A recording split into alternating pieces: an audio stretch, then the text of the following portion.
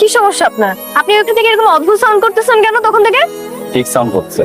তো আপনি তো আসলে আমি কিছু জানেন না, তাই আপনার মনে হচ্ছে আমি অবজেক্ট সাউন্ড করছি।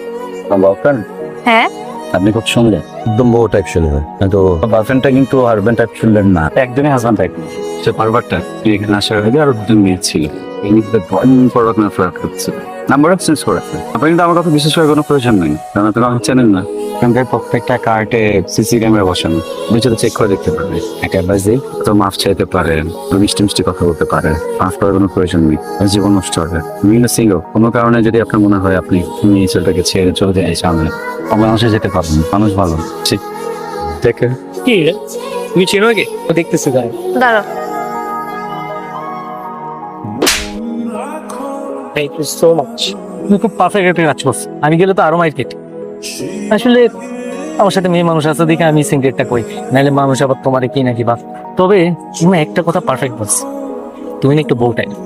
তুমি যদি বউ টাইপ না হইতা তাহলে উড়ে যেয়ে কিন্তু এভাবে মারতে পারতাম। তাই না? কিন্তু আরেকটা ভালো কথা বলছে, তুমি একদম পারভার্ট টাইপ।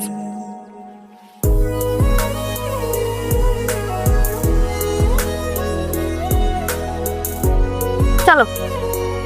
কোথায়? কেন তুমি না বললো তুমি ভালো ছেলে, তুমি সিঙ্গেল, ওর সাথে ব্রেকআপ হয়ে গেলে তোমার সাথে ট্রাই করতে?